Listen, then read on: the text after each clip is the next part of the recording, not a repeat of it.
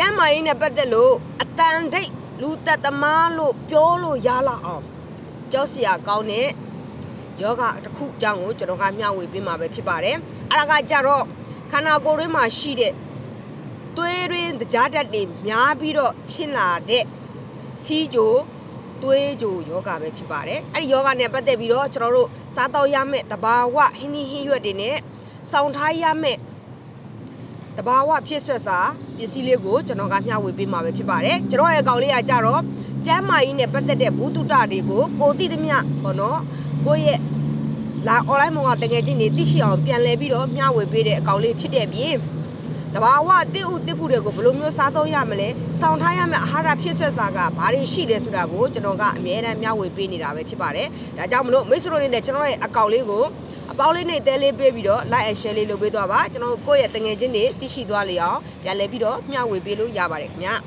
ျကျွန်တော်တို့စီးကြိုက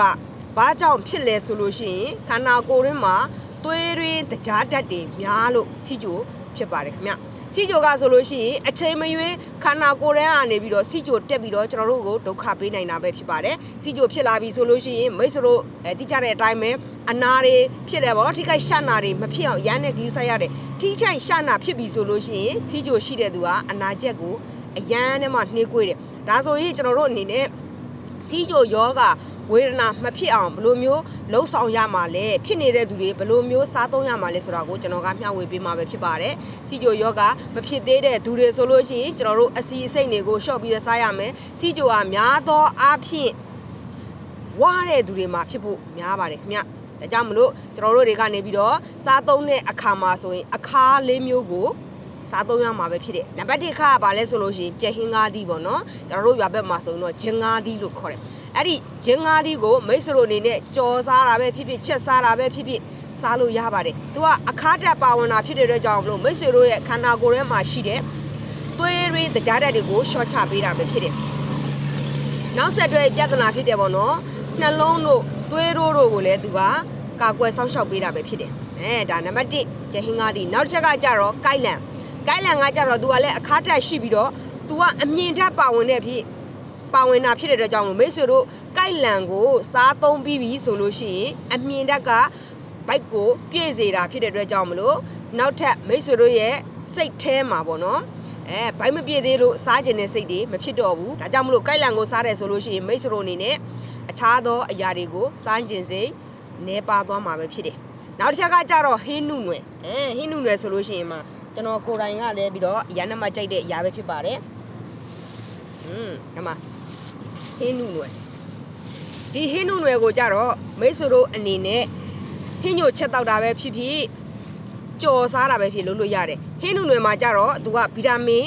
A ဗီတာမင် C ဗီတာမင် E ဗီတာမင် K ဆိုပြီးတော့ဗီတာမင်ဓာတ်တွေပါဝင်တဲ့အပြင်အမြင့်ဓာတ်လည်းပါတယ်တထုဓာတ်တွေလည်းပါတယ်တန်ဓာတ်တွေလည်းပါတယ်ဒါဆိုရင်မိတ်ဆွေတို့အနေနဲ့ဟင်းနုနွယ်ကိုချက်စားလို့ရှိရင်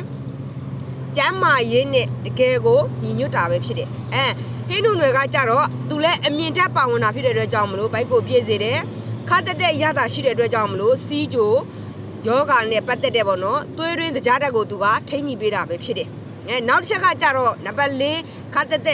်ပေါ့နော်ခါတက်တဲ့အစားတော့ကဘာလဲဆိုလို့ရှိရင်နှမ်းပေါ့နော်နှမ်းစီလေးတွေကဆိုလို့ရှိရင်မိတ်ဆွေတို့ရဲ့ခန္ဓာကိုယ်ထဲမှာရှိတဲ့သွေးရင်းကြားဓာတ်ကိုထိန်းချုပ်ပေးတာပဲဖြစ်တယ်တချို့တွေဆိုလို့ရှိရင်ပြောကြတယ်နှမ်းစီကတကယ်ကိုဆေးဘက်ဝင်တဲ့အရာဖြစ်တယ်ဆိုတာကိုလူတိုင်းသိရှိပြီးသားဖြစ်မှာပါဒါဆိုနှမ်းစေးကိုစားလဲရတယ်နှမ်းစီကိုကြော်ချက်စားလဲရပါတယ်ခင်ဗျ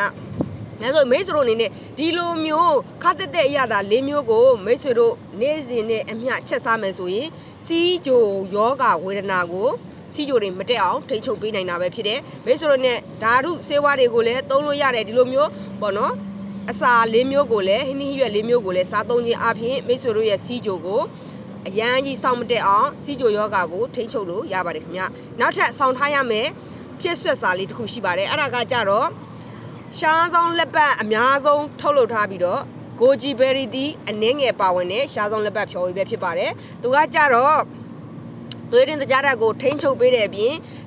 တကြားတက်ကြောင့်စီးကြိုကြောင့်နောက်ဆက်တွဲဖြစ်လာမဲ့သွေးရိုးတို့နှလုံးတို့ကိုသူကနေပြီးတော့ကာကွယ်ဆောက်ရှောက်ပေးပါတယ်ခင်ဗျကင်ဆာယောဂါကိုလည်းကာကွယ်ပေးတဲ့အပြင်မိတ်ဆွေတို့ရဲ့ခန္ဓာကိုယ်ထဲမှာရှိတဲ့ခုခံအားစနစ်တွေကိုလည်းကောင်းမွန်စေတာဖြစ်ပါတယ်ဒါကြောင့်မလို့မိတ်ဆွေတို့အနေနဲ့စီးကြိုယောဂါမဖြစ်အောင်ကြိုတင်ကာကွယ်ကျင်တာပဲဖြစ်ဖြစ်စီးကြိုယောဂါဖြစ်နေတဲ့သူပဲဖြစ်ဖြစ်အိမ်မှာအမြဲတမ်းဆရာဝန်တစ်ပါးလို့စောင့်ထားခြင်းနဲ့ဆိုလို့ရှိရင်တော့ဈေးချင်းအောင်လေးချပေးထားမှာဖြစ်တဲ့အတွက်ကြောင့်မလို့အမြန်ဆုံးနှိမ့်ဝယ်သွားလို့ရပါတယ်မိတ်ဆွေတို့ရဲ့အိမ်မှာပေါ့နော်ဒီရှားဆောင်လက်ပတ်ဒပလင်းဆောင်ထားတယ်ဆိုလို့ရှိရင်တအိမ်သားလုံးတွေကာကွယ်စောင့်ရှောက်လို့ရပါတယ်ခင်ဗျလက်ကားနဲ့ဝယ်ယူခြင်းနဲ့ဆိုလို့ရှိရင် TikTok Messenger မှာ Facebook Messenger မှာလာရောက်ပြီးမေးမြန်းစုံစမ်းလို့ရပါတယ်ခင်ဗျထူးခြားချက်ကဘာလဲဟန်တာထားတဲ့အရာကဘာလဲဆိုရင်ကျွန်တော်တို့ဒီရှားဆောင်လက်ပတ်ဖြော်ရည်ကိုခလေးသူငယ်တွေတောက်သုံးလို့မရပါဘူးခင်ဗျကျွန်တော်ရဲ့ဗီဒီယိုလေးကိုဆုံးအောင်ကြည့်ပေးတဲ့အတွက်အားလုံးကိုကျေးဇူးတင်ပါတယ်ခင်ဗျနောက်ဗီဒီယိုတွေမှာပြန်လည်ဆုံတွေ့ကြမယ်ခင်ဗျ